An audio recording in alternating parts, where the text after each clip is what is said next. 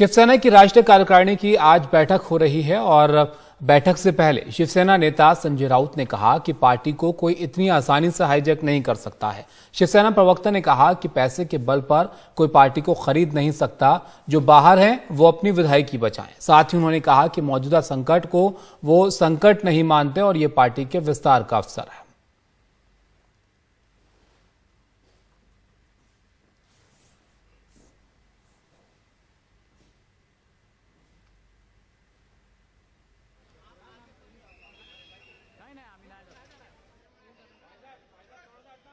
ये पार्टी हमारे खून से बनी हुई पार्टी है। सैकड़ों लोगों ने बलिदान दिया इस पार्टी के लिए। सिर्फ पैसा है किसी के पास और पैसे की बल पर कोई पार्टी खरीद नहीं सकता। तो राष्ट्रीय कार्यकारिणी में ये सब बातों पर चर्चा होगी, बहुत ही विधायक निर्णय होंगे। जो संकट है मौजूदा उसको हम संकट नहीं मानते, वो हमारे लिए बहुत बड़ा मौका है पार्टी विस्तार का। जो भी हुआ उस बारे में जरूर सोचेंगे, इसमें कितना दम है वो पता चलेगा। और मैं बहुत ही जिम्मेदारी से और कॉन्फिडेंटली बोल रहा हूँ, ये हवा की बात नहीं है। संजय राउत कभी हवा में बात नहीं करता। उद्धव ठाकरे जो चाहते हैं वही मैं बोलूँगा। और हमारे पास क्या है, कौन सी ताकत है मुझे मालूम है। और जो बगावत पे उतर आए हैं वो अपने विधायकी बचाए।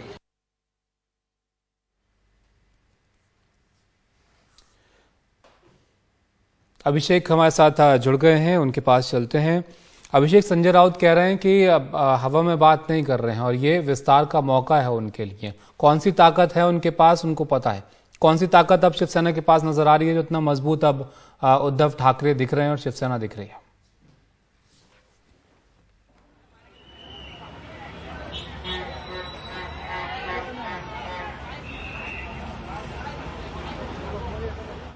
चलिए, तो अभिषेक से दोबारा संपर्क हम साधने की कोशिश करेंगे। लेकिन आप यहां पर देखिए, आज राष्ट्रीय कार्यकारिणी की बैठक शिवसेना की हो रही है, जिसमें शामिल होने के लिए शिवसेना भवन जो है उद्धव ठाकरे पहुंचे हैं। और उससे पहले आपने देखा संजय राउत को, जो कि लगातार इस ओर इशारा कर रहे हैं कि जो विधायक बाहर गए हैं वो अपनी विधायकी संभालें और यहाँ पर पार्टी को मजबूत करने की कोशिश शिवसेना की तरफ से की जा रही है। अभिषेक हमारे साथ जुड़ गए हैं। अभिषेक, काफी महत्वपूर्ण है आज ये राष्ट्रीय कार्यकारिणी की बैठक। इससे क्या फैसले यहाँ पर लिए जा सकते हैं और क्या खबर यहाँ से आ रही है फिलहाल?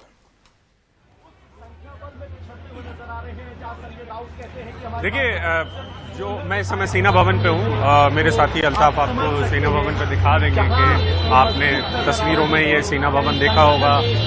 यहाँ पे भगवा भी है, ये दादर का इलाका है। सबसे पहले तो मैं कहाँ हूँ ये मैं बता रहा हूँ। तो यहाँ पे उद्धव ठाकरे हैं, पीछे राष्ट्रीय कार्यकारिणी में बैठे हुए हैं। राष्ट्रीय कार्यकारिणी आप कह सकते हैं पोलित ब्यूरो है सीपीएम के हिसाब से, या सीडब्ल्यूसी है। एक तरीके से यही सारे एक पार्टी की सबसे बड़ी कार्यकारिणी बैठक, लोगों की बैठक, जिसमें फैसले लिए जाते हैं, सारे बड़े फैसले लिए जाते हैं। इस कार्यकारिणी में फैसले जो भी होंगे, बातें जो भी होंगी, उससे बड़ा फैसला ये है कि उससे बड़ी जानकारी ये है कि इन लोगों को एक तरीके से ये बताना है उद्धव ठाकरे ग्रुप को कि उनके पास कार्यकारिणी के लोग हैं। पार्टी के ऊपर आपका कब्जा मुमकिन नहीं हो सकता है, जो कि अब मुश्किल काम है, क्योंकि आपके पास पार्टी नहीं होगी। जब पार्टी नहीं होगी तो जाहिर सी बात है कि आप जो रियल शिवसेना या दूसरी शिवसेना की जो बात कर रहे हैं वो मुमकिन नहीं है। दूसरी एक और बात है, वो ये है कि एकनाथ शिंदे समूह के पास जो विकल्प हैं उसमें ये विकल्प अब बहुत कम है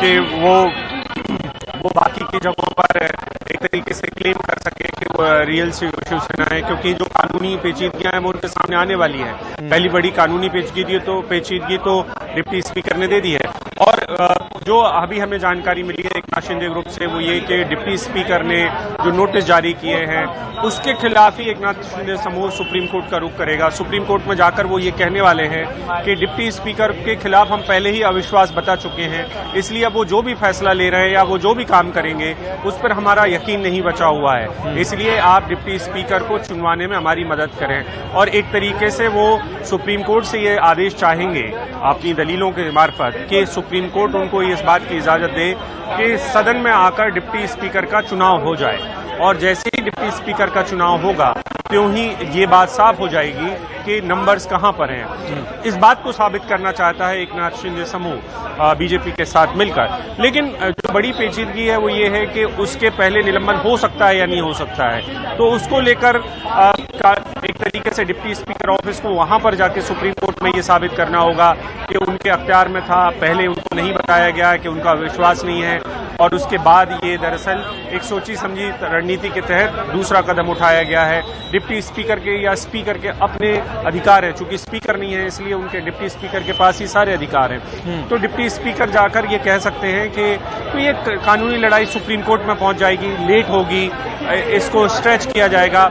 लेकिन पिछली जो महाराष्ट्र में जो गड़बड़ी हुई थी सरकार बनाने में, उसमें भी और इस वक्त में भी सुप्रीम कोर्ट की जो नज़ीर रही है अब तक, वो इस बात को लेकर रही है कि आप जाइए और फ्लोर टेस्ट करिए। फ्लोर टेस्ट अगर होता है और अगर नंबर ऐसे ही रहने वाले हैं तो उद्धव ठाकरे की सरकार गिरी हुई है। उद्धव ठाकरे खुद भी मान चुके हैं कि नंबर गेम उनके पास नहीं है।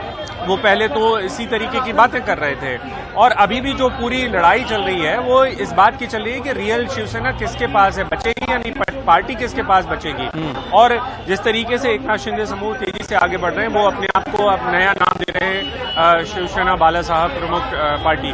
तो बेसिकली बाला साहब की विरासत पर भी कब्जा चाहते हैं एकनाथ शिंदे, इसमें कोई शक नहीं है। और वो लगातार इस बात को लेकर कह भी रहे हैं कि वो हिंदुत्व को मानने वाले असल पार्टी हैं वही हैं। तो ये बहुत सारी पेचीदगियां हैं, लेकिन जो बड़ी खबर है वो ये है कि इस राष्ट्रीय कार्यकारिणी का करने का मकसद सिर्फ इतना है। पार्टी का कैडर आपके साथ नहीं है या कार्यकर्ता आपके साथ नहीं है, तो सिर्फ नाम रखने से आप कितना कुछ हासिल यहाँ पर कर लेंगे।